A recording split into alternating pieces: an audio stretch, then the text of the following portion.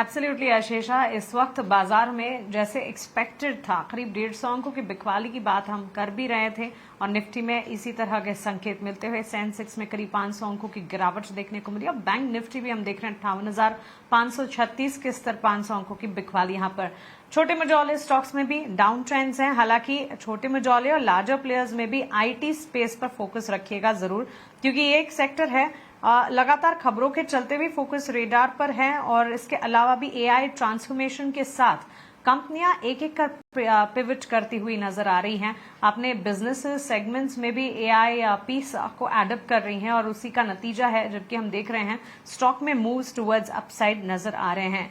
Tata Alexei की ही अगर बात करें, कंपनी ने जेन एआई प्लेटफॉर्म लॉन्च किया in order to accelerate automotive software engineering and development. Stock मजबूत है। निफ्टी आईटी इंडेक्स में करीब 400 अंकों की बढ़त है। इसके अलावा जैगल प्रीपेड जैसी कंपनियों पर भी फोकस रखें। न्यूज बैक्ड इम्पैक्ट है वहां पर, जिसके चलते एक फोकस रेडार पर है। टीसीएस कंपनी ने advance stocks AI data centres के लिए शुरू किए हैं और यहां से आगे हेल्प करना चाहती है company in order to bridge India projected 10 gigawatt AI data center demand, जो कि 2030 तक के टारगेट्स और गोल्स हैं। सो एब्सोल्युटली आईटी स्पेस इस वक्त फोकस रेडार पर, लेकिन इन तमाम को ध्यान में रखते हुए आइए समझते हैं कि हमारे एक्सपर्ट्स बाजार की शुरुआत को कैसे देख रहे हैं और उनके ओपनिंग ट्रेड्स आज के लिए क्या है। शिवांगी, शुरुआत आपसे करना चाहेंगे, बताएं स्टॉक वाइज आपके फोकस रेडार पर क्या है, आज आपकी बाजार की शुरुआत आपने कैसे देखी? जी बिल्कुल, बाजार की ओपनिंग हम देख रहे हैं कि थोड़ी बहुत अभी भी इन्फ्लुएंस्ड है ग्लोबल मार्केट्स और ग्लोबल टेंशंस की वजह से। और हम देख रहे हैं कि कहीं न कहीं जो फ्रेश बाइंग है वो नज़र नहीं आ रही है। हालाँकि कल के एक अच्छे पुलबैक के बाद हम एक्सपेक्ट कर सकते हैं कि एक कंसोलिडेटिव फेज़ में चला जाए बाजार। स्टॉक स्पेसिफिक बहुत ही सिलेक्टिव स्टॉक्स के साथ जाने की राय रहेगी मेरी। मैं यहाँ कंटिन्यू करना चाहूँगी बीईएल के साथ ही। हमने देखा है कि पॉज़िटिव ओपनिंग हुई है यहाँ पे और अच्छे मौके भी दे रहा है ये स्टॉक अपसाइड चेज़ करने के लिए।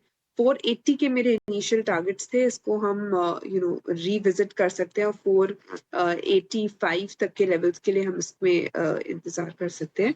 455 के एक स्टॉप लॉस को आगे की तरफ ट्रेल करें। एब्सोल्युटली वॉलेटाइल है मार्केट, ऐसे में स्टॉक पिकिंग भी काफी हद तक चैलेंजिंग हो जाती है। बीईएल है फोकस रेडार पर शिवांगी के। गौरव, आप बताएं आप कैसे देख रहे हैं बाजार की शुरुआत और ओपनिंग ट्रेड्स क्या होंगे?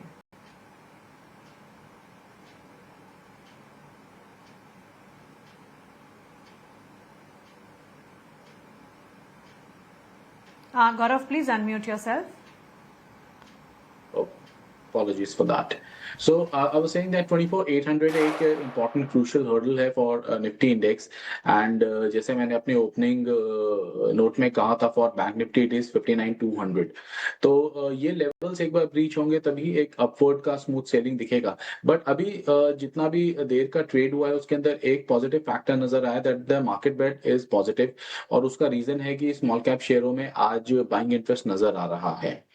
जो स्टॉक मैंने चुना है that is Bombay stock exchange. BSE के शेयर में अच्छी चाल नजर आ रही है। 2800 ऑल दो ब्रेकआउट पॉइंट है, थोड़ा सा प्रीएम्प्ट कर रहे हैं। करंट रेट है 2780, इस पे बाय कर सकते हैं। Stop loss is placed close by 2700 का एक स्टॉप लॉस लेके पोजिशनल बेसिस पे 2850 से 2950 तक के टारगेट्स मैं एक्सपेक्ट कर रहा हूँ स्टॉक के अंदर।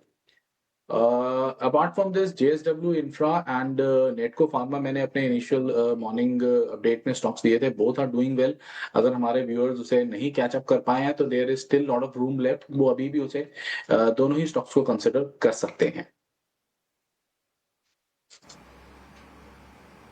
ऑलराइट, तो चलिए बीएसई लिमिटेड और फार्मा स्पेस से जुड़ी स्क्रिप्टनेट को फार्मा इस वक्त फोकस रेडार पर। हमारे एक्सपर्ट जेएसडब्ल्यू इंफ्रा पर भी नजर है, 2-2.5% तक की तेजी और यहां पर भी एज अ स्ट्रैटेजी गौरव की तरफ से राय मिलती हुई। अंशुल जी, आप बताएं क्या है आपके opening trades?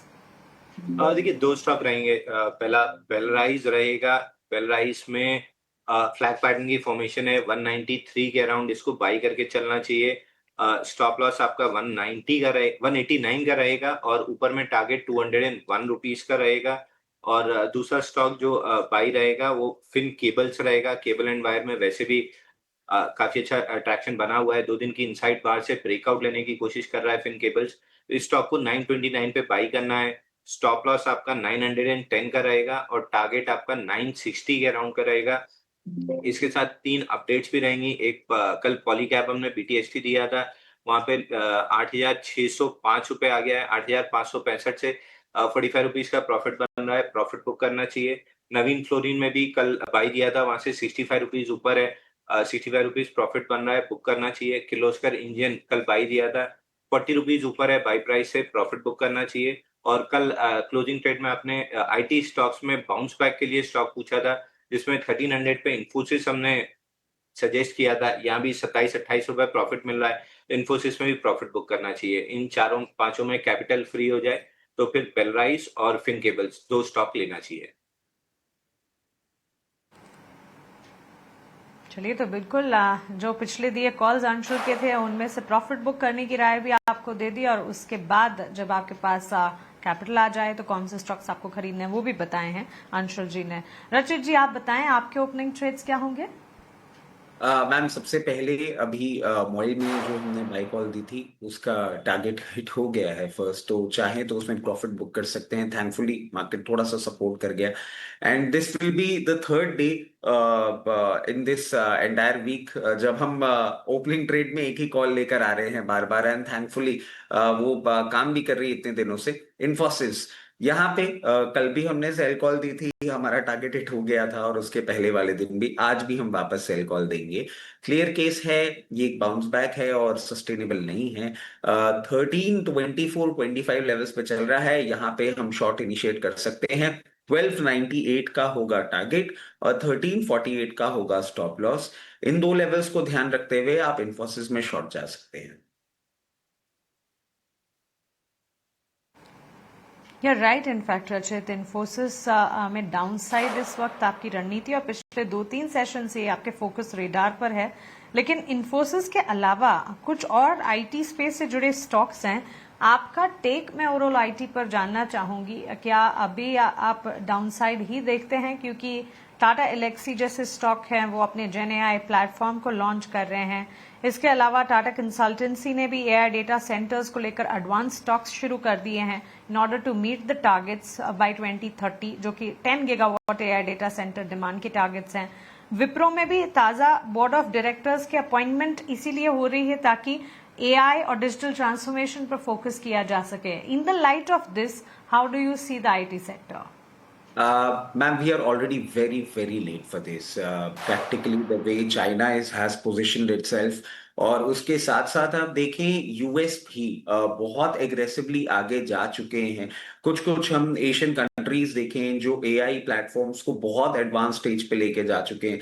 Given a chance, if it would have been that easy, हम बहुत इजीली इसको अपने सिस्टम में इंटीग्रेट कर सकते थे, बट नहीं, it will take us some time. हमें AI समझने में, उसको अपने सिस्टम में इंटीग्रेट करने में टाइम लगेगा। That will involve a lot of cost, that will involve a lot of transitions, जो प्रॉब्लमैटिक जरूर हमें देखने को मिलेगा। IT इंडेक्स में आप देखें, जब पहली बार ये न्यूज आई थी 37,000 था, हम तब से एक शॉर्ट कॉल पे ही बैठे हुए हैं जब एंथ्रोपिक का पहला अनाउंसमेंट देखने को मिला था। 29,000 के लेवल्स हम एक्सपेक्ट कर रहे थे, जो कि एक बार आपको आते हुए भी दिख गए हैं। ये ट्रांजिशन बहुत पेनफुल होने वाला है।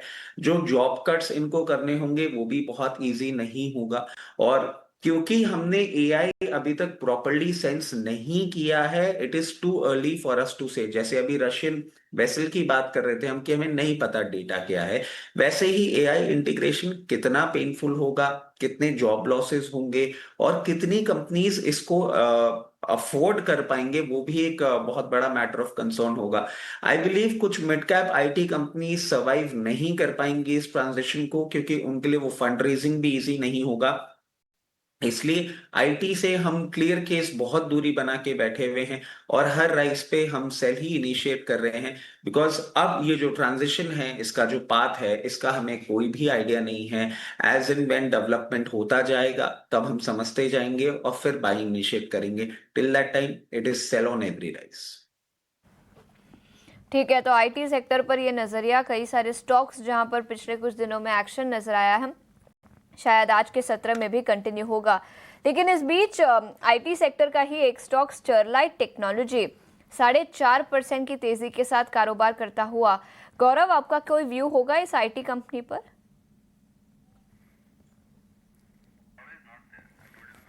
ठीक है रचित, आपका कोई व्यू? स्टरलाइट टेक्नोलॉजी 4% की तेजी के साथ निफ्टी 500 के टॉप गेनर्स में ये स्टॉक शामिल है। देखिए, विद डिस्क्लेमर, स्टरलाइट टेक्नोलॉजीज में हमारा कवरेज थोड़ा टाइम से चल रहा है। अराउंड 96 लेवल से हम इसमें लॉन्ग इनिशिएट करके बैठे हुए हैं।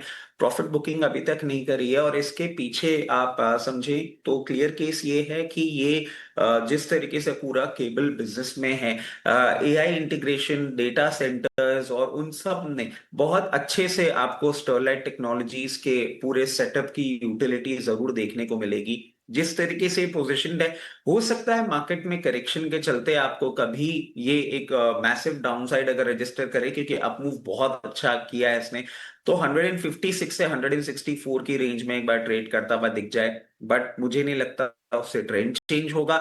ये एक अच्छे अपसाइड के लिए तैयारी करके बैठा हुआ है और जिस तरीके से पोजीशनड है, आप देखिए आज के ऐसे डाइसी मार्केट्स में भी इसने 52 वीक हाई रजिस्टर किया है। फर्दर अपमूव भी रजिस्टर करेगा और आने वाले दिनों में 198 से 208 के लेवल्स बहुत क्लियरली आपको दिखाता हुआ दिखेगा। तो स्टरलाइट टेक्नोलॉजी पर एक नजरिया, लेकिन एक और सेक्टर पर नजर डालते हैं और वो है चावल वाले शेयर। याद रखें KRBL और इसी के साथ LT फूड्स दोनों ही कंपनी और इनफैक्ट पूरे सेक्टर की ही बात करें तो वेस्ट एशिया और मिडिल ईस्ट पर काफ़ी एक्सपोजर है, जिसके चलते जब वेस्ट एशिया कॉन्फ्लिक्ट की बातें आई थी इन दोनों स्टॉक्स में काफ़ी गिरावट दिखी थी, लेकिन आज इन स्टॉक्स में रिबाउंड नजर आया है। LT